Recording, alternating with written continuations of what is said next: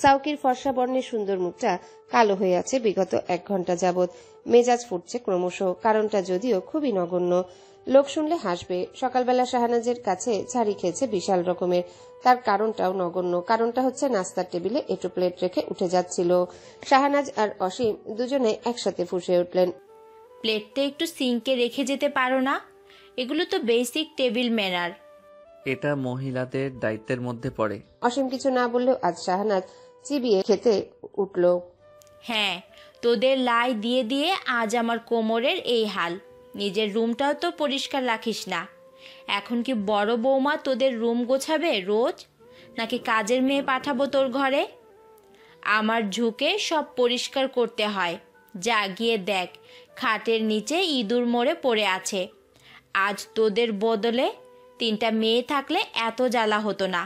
একটাও পদের হলি না। আচ্ছা, তুই কি ছোট? এটুকু বুঝিস না যে নাফিয়া শিমিন তোর ঘর গুছায়? এটা অশোভন লাগে দেখতে।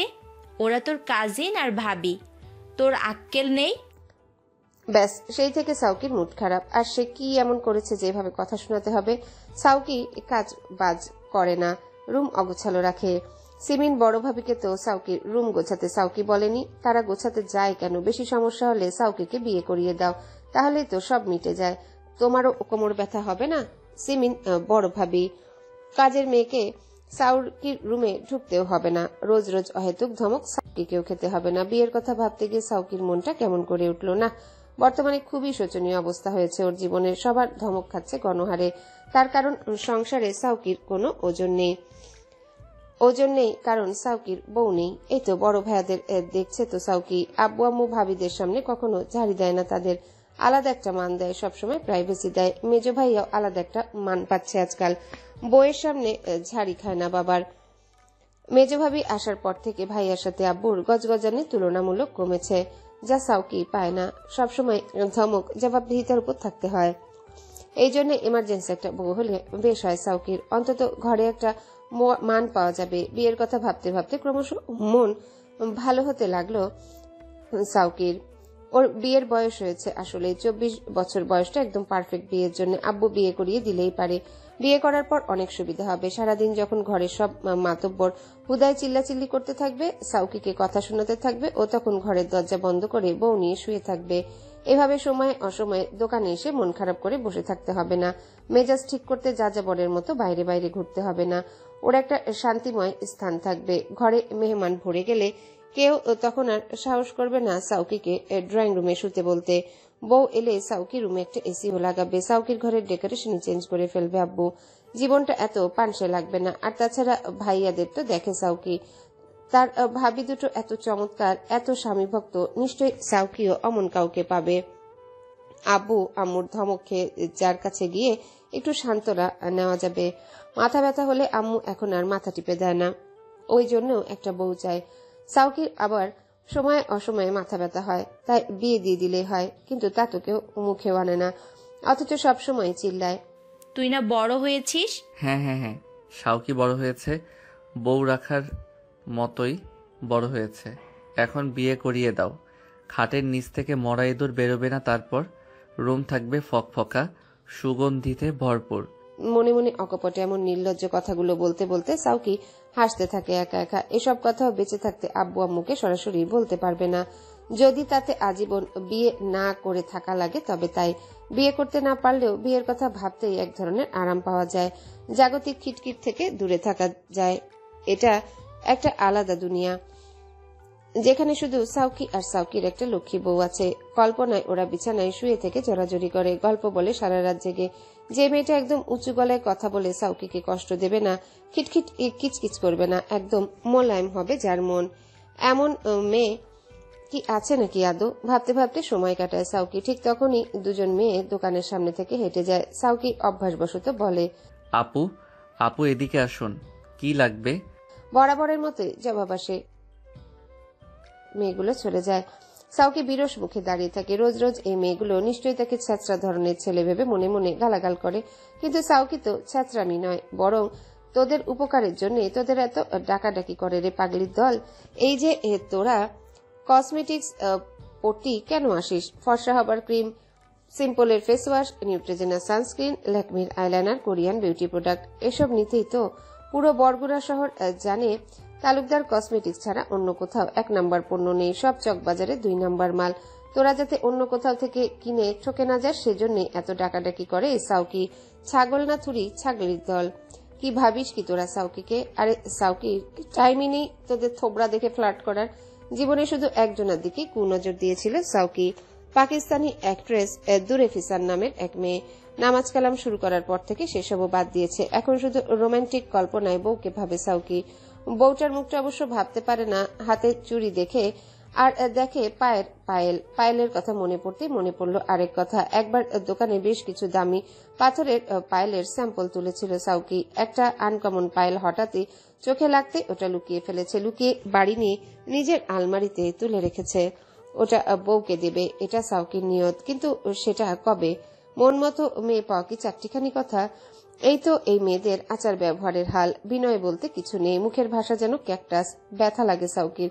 শুনলে বিয়ের থেকে মন উঠে যায়। আব্বু আম্মুর খিটখিট থেকে বাঁচতে যদি রুমের দরজা আটকেও খিটখিট শুনতে হয় তবে লাভটা কি হবে? থোর বড়ি খাড়া আর খাড়া বড়ি থোর। ভাইয়া, এক্সকিউজ মি ভাইয়া।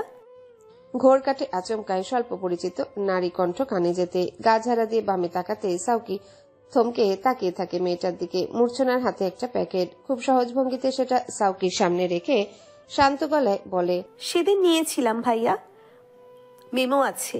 আপনি বলেছিলেন স্যুট না করলে ইনফর্ম করতে অথবা ক্রিমটা নিয়ে আসতে।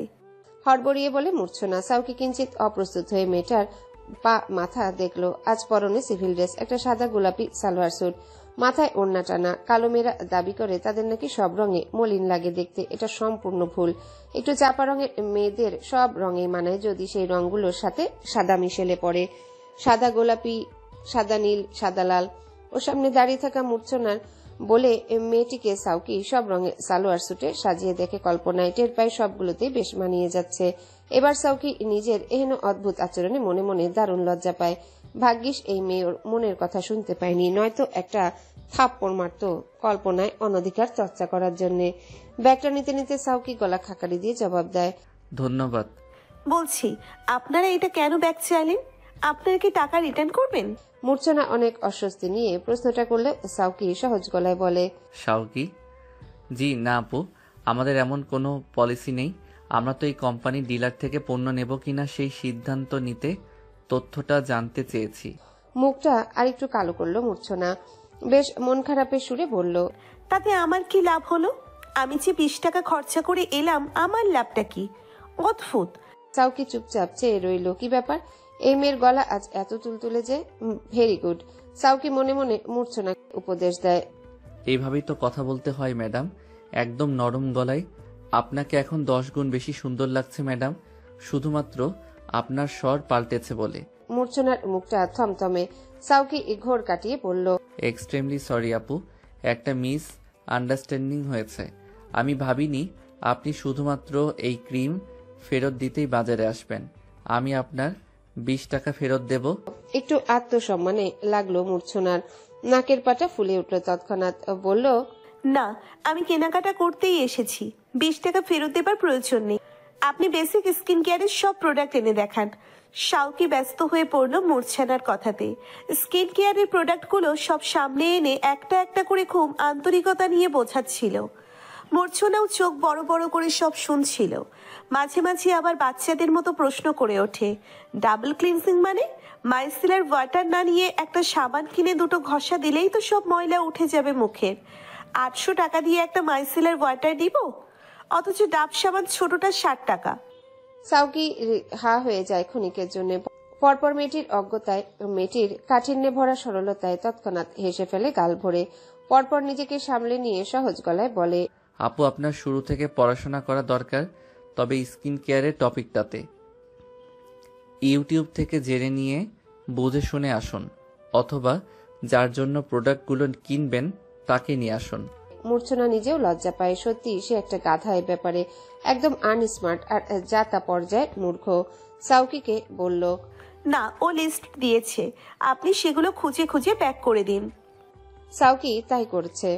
মূর্ছনা চুপচাপ দেখে চলেছে সাউকিকে। এমন সুন্দর একজন ছেলে কি পড়ালেখা বাদ দিয়ে পরিবারের ভরণ পোষণের জন্য কসমেটিক্সের দোকানে বসে এর সাথে ভার্সিটি আর গিটার মানাতো, এখন হাতে তুলেছে পরিবারের ভরণ পোষণের দায়িত্ব। একটু সহানুভূতি আসে মূর্ছনার। প্রশ্নটা মূর্ছনার মনে হলেও বেশিক্ষণ স্থায়ী হয় না। সাউকির চোখে চোখ পড়তে অন্যদিকে ফিরে হঠাৎ জড়তা নিয়ে বলে, সেদিন ওভাবে পাগল উন্মাদের মতো এলোপাথারি মারধর করার জন্যে আমার কি আপনাকে ধন্যবাদ দেওয়া উচিত? সাউকি বেশ খানিকক্ষণ তাকিয়ে থাকে মূর্ছনার মুখের দিকে। এতক্ষণ একরকম লাগলেও এখন মেয়েটিকে আবার বেশ জটিল লাগছে। এই মেয়ে কি সুন্দর কথাগুলো এমন বেঁকে বলে। সাউকি ভেতরে ভেতরে শ্বাস ফেলে। মেয়েদের এই ঘন ঘন মুড সুইং এর স্বভাবটার জন্য ওর বিয়ে করার ইচ্ছা জেগে উঠে মরে যায় সবসময়। চোখ নামায় সাউকি। মূর্ছনা উত্তরের অপেক্ষায়। সাউকি জবাব দেয়, না, আপনি ধন্যবাদ দিবেন বলে আমি ওটা করিনি, তাই আমার চাহিদা নেই ধন্যবাদের। মূর্ছনা অল্প হেসে বলে, কিন্তু জানেন আপনি ঠিক যেভাবে মারলেন ওগুলো আমার স্বপ্ন। একদিন যদি ওভাবে মারতে পারতাম। আপনাকে দেখে সেদিন কেমন অনুপ্রাণিত হয়েছি। প্রথমে কলার ধরে ঘুষি, তারপর মাটিতে ফেলে ঘুষি। তবে ধন্যবাদ দিয়ে যান। মূর্ছনা এবার গাল ভরে হাসে। সাউকি মেয়েটার হাসি দেখে, অমলিন এবং উচ্ছ্বাসে ভরপুর মিষ্টি হাসি। মূর্ছনা হেসেই বলে, ধন্যবাদ আপনার মাকেও, আপনার বাবাকেও। আমার ইচ্ছে করছে বাড়িতে গিয়ে ধন্যবাদ দিই তাদের। আমি এতটাও ভালো কোনো ব্যক্তি নই। দুনিয়াতে মেয়ে মানুষকে সম্মান করার চেয়ে ভালো কোনো কাজ নেই। ওটা সবাই পারেও না। একজন একটা মেয়ে মানুষকে কুৎসিত মন্তব্য করলে পাশে দাঁড়ানো ছেলেদের মধ্যে পৈশাচিকতা মহামারীর মতো ছড়িয়ে পড়ে। ওরা মজা পায়। কেউ আপনার মতো মারতে আসে না। সাউকি নিশ্চুপ। সরাসরি সামনে দাঁড়িয়ে কোনো মেয়ে তার প্রশংসা করছে, এটা কিভাবে নেবে সে বুঝতে পারছে না। আচ্ছা, বিল কত হয়েছে? 2100। ডিসকাউন্ট সমেত? জি। মূর্ছনা পার্স হাতালো। ওকে 3000 টাকা দিয়েছে হাফিজা। বিকাশ অ্যাকাউন্টে এত টাকা তুলে রাখা হয়নি। সাউকিকে বলল, আসলে টাকা বিকাশ অ্যাকাউন্টে তুলে নিয়ে আসি। অসুবিধা নেই, আমরা অনলাইন পেমেন্ট নেই, আপনি এই নাম্বারটায় পাঠান। মূর্ছনা টাকাটা খুব দ্রুত পাঠিয়ে পার্স হাতে তুলে আরো একবার সাউকিকে বলল, আপনার ক্ষতগুলো সারে নিচে। সেদিন ঘুষি মেরে হাতের অবস্থা নাজেহাল করেছে সাউকি। মূর্ছনার কথায় কনুই আর হাত উল্টে পাল্টে দেখতে লাগলো। মূর্ছনা আবার বলে, হসপিটালে এলে কখনো সাহায্য প্রয়োজন হলে ওখানের ওয়ার্ড বয় বরকত ভাইয়াকে বলবেন মূর্ছনা আমাকে একটু ডেকে দিন। আমি ফ্রি থাকলে আপনাকে হেল্প করতে আসবো। কেন? আপনি বুঝি ওখানকার বেশ ক্ষমতাধারী পার্সন বা বেশ দক্ষ কেউ? সাউকি কৌতূহলী হয়ে তাকিয়ে আছে। মূর্ছনা হেসে দুপাশে মাথা নাড়ায় শীতল স্বরে বলে, না, তবে বেশ আন্তরিক কেউ হতে পারি। এটুকু বলেই মূর্ছনা নামলো দোকান থেকে। বড্ড তাড়াহুড়া ছিল তার প্রস্থানে। সাউকি চুপচাপ মেয়েটার প্রস্থান দেখলো। ও টের পেল মেয়েটি ওর কাছে আরো কয়েক গুণ বেশি সুন্দর লাগছে। শ্বেত পদ্মের মতো স্নিগ্ধ মুখটা লাল হয়ে উঠেছে। এটা গরমের কারণে। মাথার উপর একটা সিলিং ফ্যান অবশ্য আছে, তবে পাওয়ার বাড়াতে গেলে উঠতে হবে। সাদের উঠতে মন চাচ্ছে না। ও তাড়িয়ে তাড়িয়ে দেখতে ব্যস্ত ওই শ্বেত পদ্মের মতো স্নিগ্ধ মুখটাকে। একটা কাঁথার নিচে গুটিসুটি মেরে ঘুমিয়ে আছে যে, গলা অবধি টানা কাঁথাটা। এই নিয়ে আজ 5 বার সাদ ঘুম থেকে ডেকে তুলতে গিয়েও পারল না মেয়েটাকে। বারবার যখন ডাকবে বলে হাত বাড়ায় তখন শুকিয়ে মলিন মুখটা দেখে হাত গুটিয়ে নেয়। চোখের সামনে কাল রাতের কিছু রুদ্ধশ্বাস দৃশ্য ভেসে ওঠে। সাদ নিজেও লজ্জা পায় আবার। কিন্তু এখন জোহরের ওয়াক্ত প্রায়। এখন না উঠলেই নয়। ব্রেকফাস্ট করা হয়নি। ফজরের পরে 2 কাপ গরম চা খেয়ে নাক টেনে ঘুম দিয়েছে। 4 কাপ দুটো মেঝেতে পড়ে আছে অগোছালো হয়ে পাশাপাশি, ঠিক যেমন ভাবে আছে ওরা। আরো কিছুক্ষণ অপেক্ষা করার পরে সাদ হাত বাড়িয়ে ফোনটা নিয়ে নাফিয়াকে কল করলো। ভাবি, আজ ভাত কেমন রেঁধেছো? বেশি করে চালিয়েছো? আমি আর নিশা এই বেলা খেতে পারবো? কেন কেন আমি কেন বিনা দাওয়াতে মেহমান খাওয়াতে যাব? তোমার বউ রাঁধেনি? না। কেন? ওই একটু অসুস্থ। সাদ আমতা আমতা করছে এমন ভাবে নাফিয়ার বুঝতে কিছু বাকি নেই। বহু কষ্টে হাসি চেপে রেখে বলে, শাওকি বাড়িতে এলে ওকে দিয়ে পাঠিয়ে দেব ভাত তরকারি, চিন্তা করো না। থ্যাংক ইউ ভাবি। নিশা সাদের কথাবার্তা শুনে এতক্ষণে নড়ে চড়ে উঠল। চেতনা ফিরল ওর বহু সময় পরে, তবে চোখ মেলতে পারল না। কাতর স্বরে বলল, আমি উঠে রাঁধবো না হয় ভাবির অসুবিধা থাকলে তাকে বারণ করে দিন আপনি। সাদ চুপচাপ নিশাকে কিছুক্ষণ দেখে। কাঁথার নিচে শরীরটা বোধহয় ঘামছে, কিন্তু কাঁথা সরায় না গা থেকে। ও মূলত বিপদে পড়ে সরাচ্ছে না। অদূরে পড়ে থাকা শাড়ি ব্লাউজ সাদ এনে দিতে চাইল, তবে মেয়েটা এতে ভয়ঙ্কর লজ্জা পাবে দেখে দিল না। চট করে উঠল সাদ, গিয়ে ফ্যানের পাওয়ারটা বাড়িয়ে দিল। পরপর নিসার বাংলা গাইড বইটা এনে নিজে ঢুকে পড়ল কাঁথার নিচে। নিসাকে চমকানোর সুযোগ না দিয়ে ওর হাতে বই তুলে দিয়ে বলল, গত 2 দিন পড়তে পারোনি, এখন পড়ো। নিসা চোখ মেলে কিছুক্ষণ অবাক হয়ে তাকিয়ে রইল। পরপর বইটা হাতে নিল। সাদ আরেকটু ওর কাছে ঘেসে যায়, দু চোখ বন্ধ করে বলে, আমার ঘুম পাচ্ছে, তুমি পড়তে থাকো, ঠিক 1.5 ঘন্টা পর আমাকে তুলবে। নিসা চুপচাপ মাথা নাড়ে। এখন লোকটার সান্নিধ্য তাকে চূড়ান্ত রকমের লজ্জা দিচ্ছে। ভেতরে ভেতরে হাঁসফাঁস করছে। মনোযোগ অন্যদিকে ফেরাতে ইনিয়ে বিনিয়ে শুধু পড়ে যাচ্ছে। উদ্দীপকে উল্লেখিত মিনার জীবনের ঘটনাটা মানুষ কবিতার সাথে সাদৃশ্যপূর্ণ। কবিতায় কবি বলেছেন, কবিতায় কবি বলেছেন, কবিতায় কবি বলেছেন। নিসা আর আগাতে পারছে না। সাদের গরম শ্বাস তার গলায় পড়ে তাকে আটকে দিচ্ছে বারবার। সাদ বিরক্ত হয়ে বলে, এসব কি পড়ছো তখন থেকে? গাছের পাতা সবুজ, গাছের পাতা সবুজ, গাছের পাতা সবুজ, হট ননসেন্স। নিসা ধপ করে বইটা বন্ধ করে থেমে থেমে বলে, আমার না ঘুম পাচ্ছে, আপনার ঘুম দেখে আর একটু ঘুমাই। অসম্ভব, পরশু রাত থেকে বই হাতে নেওনি, আজ ফজর থেকে এই পর্যন্ত ঘুমিয়েছো। এই আধ ঘন্টা? জোরে ক্লান্তির ছটা। সাদের মায়া হলো। কিছুক্ষণ চেয়ে থেকে হঠাৎ ফোনটা হাতে তুলে নিয়ে কল করলো নাফিয়াকে। নাফিয়া আবার কলটা রিসিভ করতেই সাদ বলে, ভাবি, খাবার পাঠাতে হবে না। তবে খাবে কি? বাইরে থেকে অর্ডার করবো না, বারটার লাগবে না। ওয়াও, পিৎজা খাবে নাকি? আমাদের দাওয়াত করবে না? নাফিয়া দুষ্টুমি করে বলতেই সাদ অস্বস্তিতে পড়ে। আটকে আটকে বলে, আজ না, আরেকদিন খাবো তোমাদের। কল কেটে নাফিয়া ফোন ঘাঁটতে ব্যস্ত হয়ে পড়ে। তার সামনে দণ্ডায়মান তার শাশুড়ি। বিছানার কাঁথা ভাঁজ করছে, মুখটা থমথমে। আজ সাউকির সাথে ঝামেলা লাগার পর থেকে মেজাজ দেখিয়ে শাহনাজ একা হাতে পুরো ঘর গুছিয়েছে। নাফিয়ার ঘরটাও গোছাতে এসেছে। নাফিয়া বারণ করলেও শোনেনি। অগত্যা নাফিয়া পাত্তা না দিয়ে নিজের মনে ফোন টিপছে। এমন সময় শাহনাজ বিছানার তোষকটা তুলে ধরে ওটা ঠিক করতে। নাফিয়া তখন চমকে উঠে, তড়াক করে লাফিয়ে গিয়ে তোষকের নিচ থেকে একটা ছোট ওষুধের প্যাকেট সরিয়ে ফেলে। শাহনাজের নজর এড়ায় না তা। আজ সকালে সমস্ত বিরক্তি এইবার বড় বৌমাকে দেখায়। সে ধমকে বলে, বিয়ের 6 বছর হয়েছে, আর কত? এখন কি তোদের বাচ্চা নেওয়ার সময় হয়নি? আমি আর তোর আব্বা বুড়ো হচ্ছি না? তোর আব্বা ইনিয়ে বিনিয়ে বলে বাড়িতে একটা বাচ্চা থাকলে বেশ মজা হতো। তোরা বুঝিস না? এত ঢং ভালো লাগে না নাফিয়া। দারুণ লজ্জা পেয়ে নাফিয়া মাথা নিচু করে ঢোক গিলে বলে, আম্মা, এগুলো পুরনো ওষুধ, আমরা ডাক্তারের পরামর্শ নিয়েছি, চেষ্টা করছি। শাহনাজ আর কথা বাড়ায় না, চুপচাপ চলে যায়। ঠিক তখন নাফিয়ার ফোনটা বেজে ওঠে। তার বান্ধবী ফারজানার নাম্বার। বরিশালেই থাকে সে। ফোনটা রিসিভ করতেই বলল, এই নাফিসা, তুই কি বরিশালে এলি? না তো, কেন? আরে দুলাভাইকে দেখলাম, সাথে একটা মেয়ে, তোর মতো লম্বা, মুখটা দেখতে পারলাম না, তবে তোর থেকে স্লিম। আমি ভেবেছি তুই। নাফিয়া মিনিট খানেক চুপ থেকে বলে, কোথায় দেখেছিস? ল্যাব এইডে এক্সিট দিয়ে বেরুলো। আচ্ছা, হয়তো কোনো পরিচিত লোক, দাঁড়া আমি দেখছি। কল কেটে নাফিয়া চুপ করে মিনিট খানেক বসে থাকে। এই 6 বছরের সংসারে যখন থেকে শাহেদ নাফিয়াকে বইয়ের স্বীকৃতি দিয়েছে, এসব উল্টাপাল্টা কথা নাফিয়ার মাথায় খুনাক্ষরেও আসেনি। শাহেদ আসতে দেয়নি। কি যত্ন, কি ধ্যান, কি মনোযোগ আটকে থাকে নাফিয়া শাহেদের কাছে। এসব গোয়েন্দাগিরি করার কথা দুঃস্বপ্নেও ভাবেনি। শুরুতে নাফিয়া বারবার শাহেদের ফোন চেক করে শুধুমাত্র বিশ্বস্ততায় পেয়েছে। ভীষণ শান্ত নাফিয়া। সন্দেহবশত উত্তেজিত হয়ে শরীর খারাপ করার মেয়ে সে নয়, তাই ঠান্ডা মাথায় শাহেদকে কল করে। ঠান্ডা গলায় বলে, তুই কই শাহেদ? শাহেদ বিভ্রান্ত ভঙ্গিতে ফোন কানে চেপে ধরে দাঁড়িয়ে আছে। প্রশ্নটা, তুমি কই শাহেদ? এখন শাহেদের ক্লাসের সময়। এটা নাফিয়া জেনেও যখন এই প্রশ্ন করলো তখন নিশ্চয়ই কোনো ঘাপলা আছে। এই 6 বছরে নাফিয়ার মস্তিষ্ক পুরোটাই মুখস্থ শাহেদের। নাফিয়া নিজেকে যতটা জানে না যতটা শাহেদ জানে। নাফিয়ার বলা কথাটা প্রতিটা সুরের ব্যাখ্যা শাহেদের কাছে আছে। ওর কপট মস্তিষ্ক তৎক্ষণাৎই নাফিয়ার প্রশ্নে সুর আজ করে নিজেকে বাঁচানোর কৌশল প্রস্তুত করে ফেলে। হালকা গলায় বলে, তো ল্যাব এইডে নাফু কেন?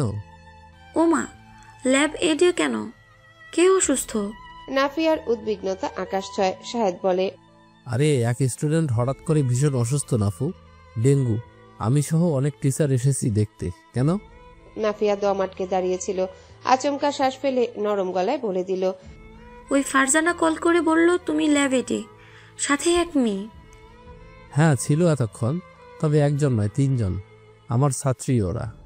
নাফিয়া হেসে ফেলল স্বস্তিতে। তার শাহেদ কত পরিষ্কার ভাষার লোক, এটা আরো এক দফা টের পেয়ে নাফিয়ার বধুমন গদগদ হলো। কল কেটে তখন সাদের কাছের একটা পিজা শপে একটা পিজা অর্ডার করে দিয়ে বলল 5টা নাগাদ ওই ঠিকানায় পৌঁছে দিতে।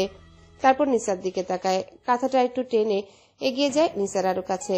নিসার হাসি হাসি মুখ দেখে বলে, কি হয়েছে?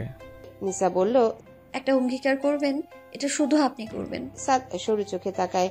এই মেয়েটি দারুণ, সুযোগের সৎ ব্যবহার করতে জানে। এখন কি চেয়ে নেয় কে জানে। বলে,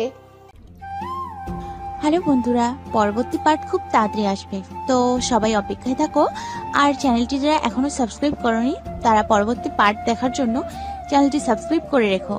ধন্যবাদ সবাইকে, আমাদের সাথেই থেকো।